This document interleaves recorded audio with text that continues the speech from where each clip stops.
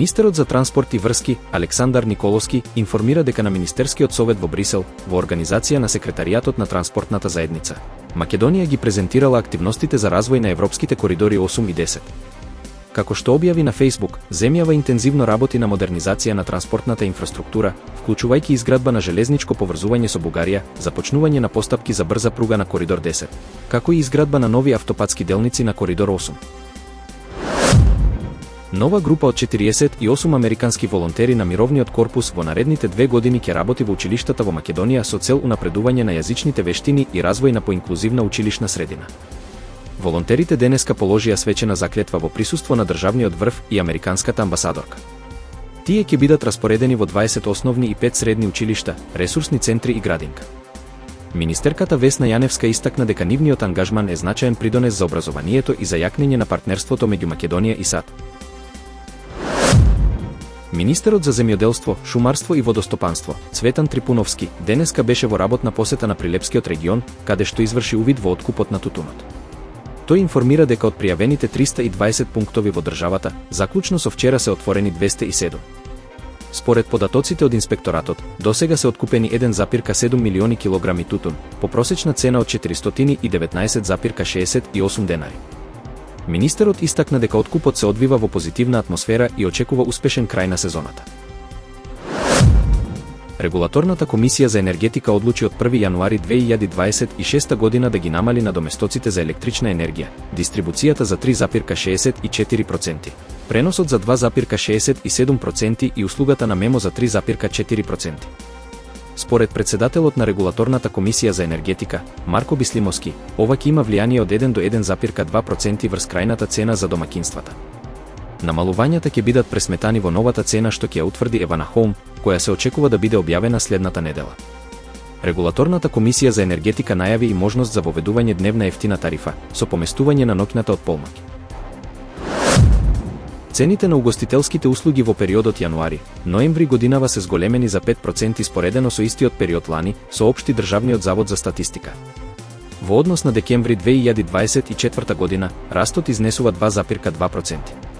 Само во ноември, во споредба со октомври 2025 година, цените се зголемени за 0,2%, додека во однос на ноември минатата година растот изнесува 4,1%.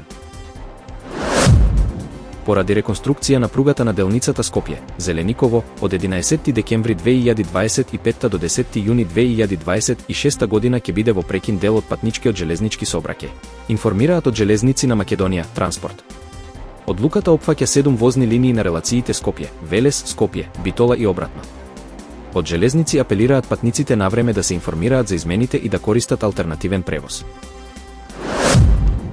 Купната вредност на извозот на стоки од Македонија во периодот јануари-октомври 2025 година достигна 6,7 милијарди евра и бележи раст од 2,2% во однос на истиот период лани, соопшти Државниот завод за статистика.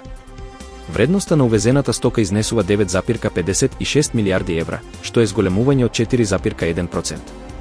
Најголем дел од трговската размена е реализиран со Германија, Велика Британија, Кина, Грција и Србија. По воведувањето визи за турските државјани од крајот на октомври, речиси 9.000 турци ја напуштиле Црна Гора, а во ноември се затворени 31 турска компанија, објавуваат медиумите во Подгорица.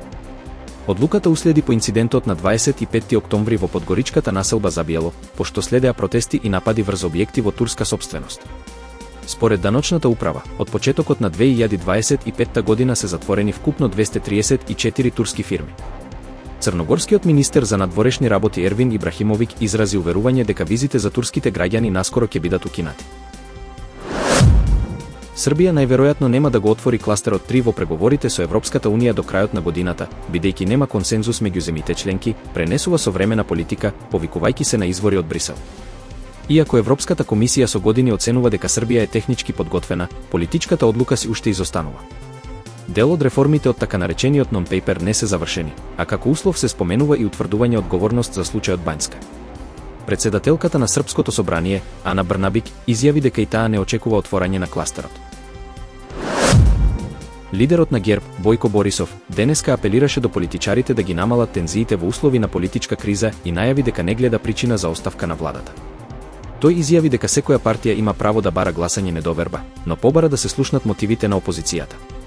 Борисов нагласи дека годинава во Бугарија влегле милиарди евра инвестиции и биле склучени важни договори. Во врска со протестите пред неговиот дом, рече дека се неприфатливи, особено поради неговото семејство. Тој најави и дека парламентот може да работи и за време на викендите за усвојување на буџетот. Германскиот парламент го усвои законот за нова доброволна воена служба, со цел зајакнување на армијата и одбранбените капацитети на Европа, во услови на зголемени тензии со Русија. Со законот се предвидува привлекување млади регрути, а доколку бројот не биде доволен, ќе може да се активира и мобилизација. Целта е бројот на активни војници да порасне од 183.000 на 260.000 до 2035 година, со најмалку 200.000 резервисти. Сите мажи родени по 1 јануари 2008 ќе подлежат на задолжителен лекарски преглед. Германија со ова се приклучува на поширокиот европски тренд за јакнење на одбраната. Францускиот председател Емануел Макрон изјави дека единството меѓу Европа и САД е клучно за поддршката на Украина и дека меѓу партнерите нема недоверба. Тој нагласи дека мировните иницијативи на САД се добредојдени, но дека Вашингтон има потреба од активна европска улога. Реакцијата на Макрон доаѓа по написот на германскиот Der Spiegel, кој објави дека постои скепса во Париз и Берлин околу американските мировни напори. Според списанието, Макрон предупредил и на ризик Украина да биде изневерена во територијалните прашања без јасни безбедносни гаранции. Рускиот председател Владимир Путин одржа 5-часовни разговори со двајца американски представници, при што прифати дел од мировниот план на САД, но одби други точки, соопшти Кремљ.